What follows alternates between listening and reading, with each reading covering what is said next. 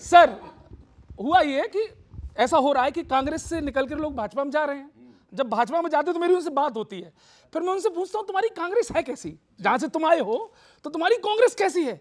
तो वो कांग्रेस का नेता क्या कहता है जो भाजपा में है, सुनिए। वो अपनी कांग्रेस के बारे में कहता है,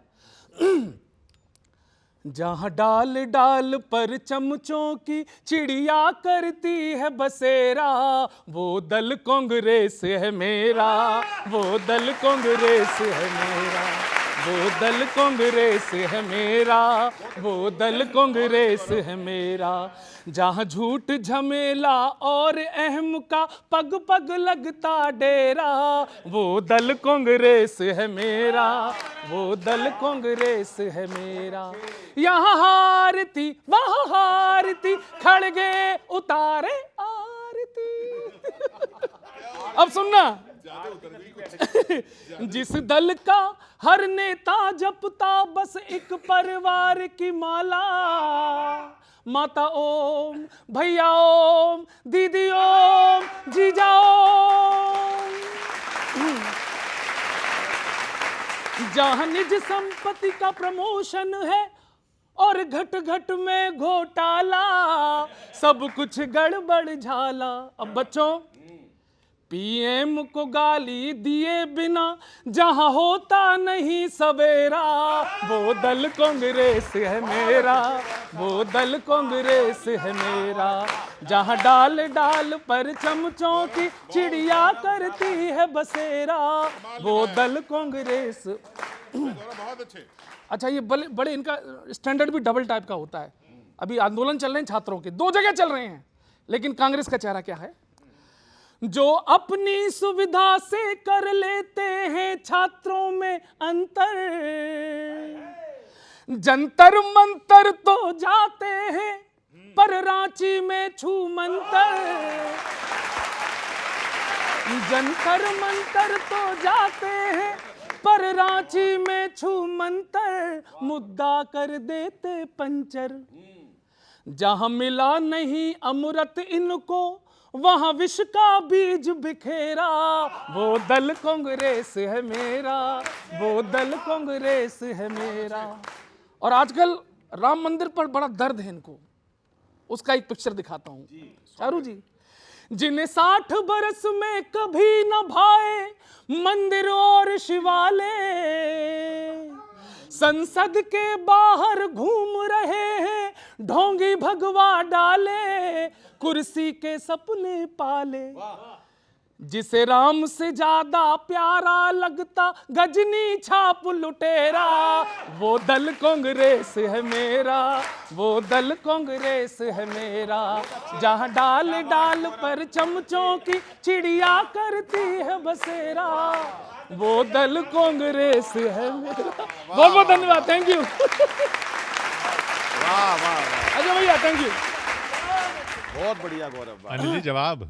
बीजेपी जा रही है, उपचुनाव है ये, कि बीजेपी जा रही है, जनता बता रही है, जो सीटें पहले जीती वो भी गंवा रही है, बीजेपी जा रही है।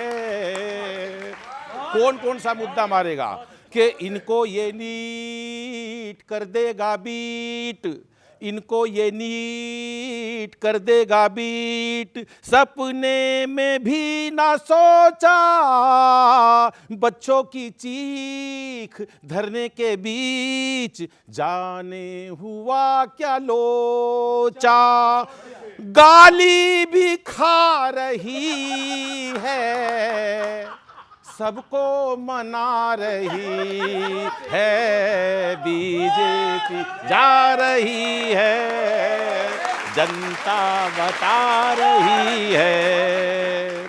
अगला सुनो, ये जो मिलावट का खेल है कि सत्ता का खेल मिक्सिंग का तेल।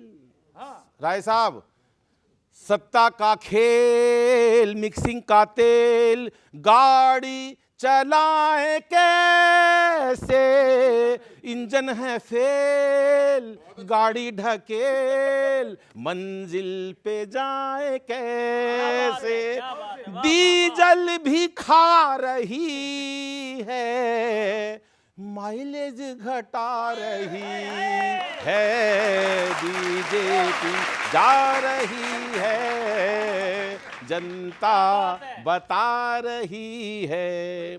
आखिरी सुनो कि चंदे के चोर करते ना शोर, चंदे के चोर करते ना शोर, चुपचाप सब डकारा, मुद्दे हैं तीन कर लो यकीन, तीनों ने मिलके मारा, सबको डरा रही है, वोटर चुरा रही है, बीजेपी जा रही है, जनता बता रही है, जो सीटें पहले जीती वो भी गंवा रही है, बीजेपी जा रही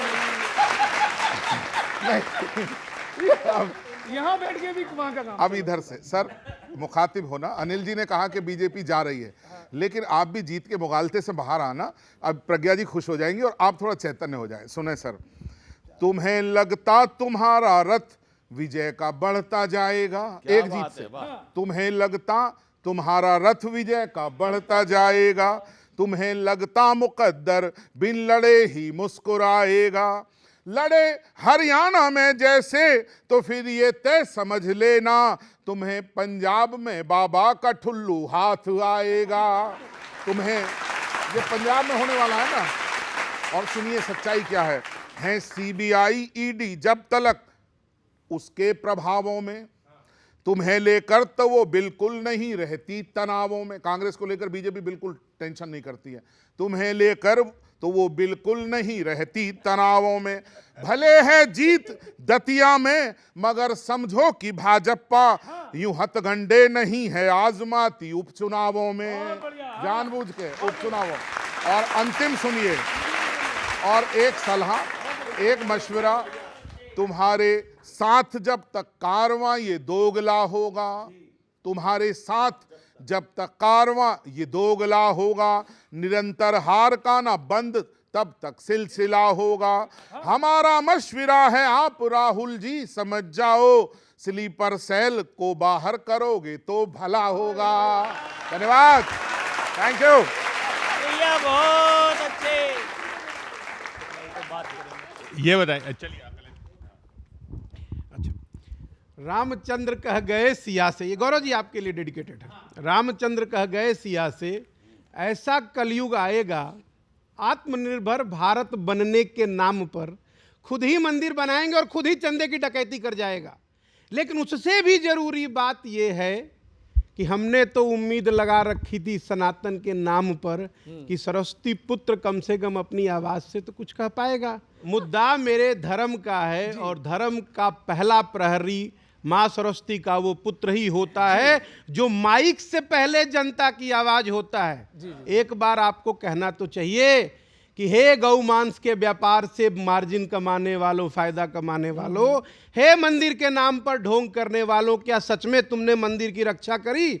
वो जो आपने 60 साल का इतिहास पढ़कर सुनाया, मंदिर की स्थापना, मंदिर का गेट, मंदिर का प्रांगण, सब हमारे संविधान के मुताबिक हमारे विश्वास ने किया। नए वाले में क्या हुआ? जिनकी अयोध्या थी उनको अयोध्या से बाहर कर दी गई और जो बाहर वाले थे वो अयोध्या में डकैती कर गए, फिर भी हम चुप थे। तो कहीं ना कहीं प्रभाव तो ये उन सिक्कों का ही है। अब वो सिक्के चांदी के हैं या तांबे के, वो आप फैसला करो। अच्छा ये बताओ, अब ईवीएम ठीक हो गई है बांकीपुर में? नहीं किशोर जी, ऐसा है कि अभी कवि हृदय ने कहा है कि जब तक ईडी सीबीआई इनके पास है ये कांग्रेस को कोई बांकीपुर ये जानबूझ के आ रहे हैं। हाँ बिल्कुल, सुन तो लीजिए। क्या है ना कि किशोर जी, आप पत्रकारिता की दुनिया में बड़े लंबे वक्त से हैं, बिना आग के धुआं नहीं निकलता और कोई एक ही व्यक्ति हर चुनाव का विश्लेषक नहीं होता। तो देश की राजनीति में अगर जिसने राजनीति विज्ञान का छोटा भी अध्ययन किया हो, उसको कहीं ना कहीं दिखता है कि राष्ट्रीय अध्यक्ष अपनी कुर्सी हार जाए, वो पार्टी अपनी कुर्सी हार जाए जो 24 घंटे एक एक विधायक एक एक सांसद के लिए जी जान लगा देती है। ग्राम का प्रधान चुनाव लड़ता है तो वहाँ मोदी जी सीधा जाके लड़ते हैं। अच्छा, तो ये जानबूझ के हार गए? ऐसा आप कह सकते हो, इनके दंभ का अंत हुआ है। ये अगर आप नहीं जीते तो ये जानबूझ के हार गए? जीतना हारना नहीं। आप अच्छा, दतिया भी जानबूझ के हार गए? आप सुनिए, दतिया और बांकेपुर में कोई बहुत अंतर नहीं है। जो 10-12 साल पहले हमारे साथ था, हमारे पास एक बहुत बड़ी भीड़ थी और एक बहुत बड़ा ओवरलोडेड ट्रक था। वही ओवरलोडेड ट्रक आज भारतीय जनता पार्टी के कमल छाप साबुन के साथ है। कमल से जितना धो लें, जितना नहला लें, एक को खुश रखोगे तो दूसरा नाराज होगा। यही तो इतिहास की परंपरा का दौर है। तो ऐसा नहीं है। ईवीएम कल भी हमारे लिए संदेहास्पद थी क्योंकि वो एक मशीन है। ईवीएम आज भी हमारे लिए संदेहास्पद है क्योंकि एक मशीन है। और इसका जीता जागता प्रमाण जो है, मुख्य चुनाव आयुक्त ने खुद ही कहा कल नहीं परसों कि वो जो 30 लाख जिनका गलती से नाम कट गया था बंगाल में, वो अगली बार दे देंगे। बंगाल में जीत हार का मार्जिन भी 30 लाख वोट का ही था। ऐसा है, मैं सोच रही थी कि जब हम बंगाल की बात कर रहे हैं, हम ईवीएम की बात कर रहे हैं, हम केरल की बात क्यों नहीं करें? पहले तो शुभकामनाएं, केरल में आपने अपनी सरकार बनाई है, वहाँ पर क्या हो गया था ईवीएम को? केरल की बात नहीं करेंगे। अच्छा, केरल में आपको मालूम है जो चुनाव आयोग के सीईओ होते हैं, चुनाव खत्म होते ही उनको नौकरी किन्होंने दी? मुख्यमंत्री नए कांग्रेस के। भाई ये सब बातें आप बताते नहीं हैं आकर जनता को। और मुझे ऐसे क्यों बताएंगे? मैं बता रही हूँ ना किशोर जी। एक बात और है, मैं जब हम लोग स्कूल में होते थे, एक कहावत हम सब सुना करते थे, अंगूर खट्टे हैं। आपने सुनी है कहावत? आज मैंने साक्षात देख ली, अंगूर खट्टे हैं। क्योंकि देखिए, जहाँ पर आपकी जीत हुई वहाँ पर तो आपने डिस्कस नहीं किया, आपने ईवीएम की बात नहीं करी, आपने किसी चीज़ की बात नहीं करी, आपने चुनाव आयोग की बात नहीं करी। अरे जहाँ की जनता आपको नकार रही है और दरवाज़ा दिखा रही है, उस जनता की आप गलती बताते हैं, अपने नेता की गलती नहीं बताते। आप बंगाल की बात कर रहे हैं, आपको मैं बंगाल की एक छोटी सी बात बताती हूँ, बच्चों सारे ध्यान से सुनना। बंगाल में राजकुमार ने कैंपेन करना चाहिए, ये निर्णय कितने दिन पहले लिया आपको मालूम है? चुनाव के वोटिंग के 8 दिन पहले। 8 दिन पहले जो नेता आसमान से हेलीकॉप्टर से उतर कर आएगा, उसको क्या लगता है जादू की छड़ी हिलाएगा और बंगाल जीत जाएगा? भाई इस प्रकार की तो आप सोच रखते हैं। नहीं, अच्छा बना। ठीक है, मैं तो बोल रही हूँ ठीक है, लेकिन मैं बस उनको याद दिला रही हूँ कि ग्राउंड रियलिटीज कुछ और है। और पर आपका ग्राउंड कैसे खिसक गया? ये बांकीपुर, ये कह रहे हैं आप जानबूझ के हार गए।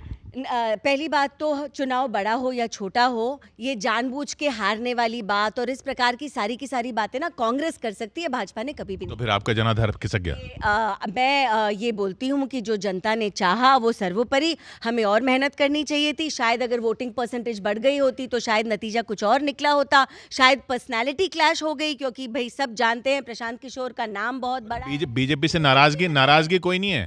मैं बिल्कुल नहीं मानती, क्योंकि अभी थोड़े समय पहले जिस प्रकार की बहुमत के साथ हमारे थोड़े समय पहले तो जंतर मंतर भी हुआ। इतिहास लिखिए, बिल्कुल जंतर मंतर हुआ। जंतर मंतर का असर नहीं हुआ इस पे? नहीं, मैं बिल्कुल नहीं मानती जंतर मंतर का असर हुआ है, क्योंकि जंतर मंतर हुआ और जंतर मंतर के बाद निर्णय लिए गए, फैसले लिए गए, जिसका प्रभाव पूरे देश पे पड़ेगा, पूरे बच्चों के भविष्य पे पड़ेगा। लेकिन जंतर मंतर के साथ साथ तो झारखंड भी हुआ ना।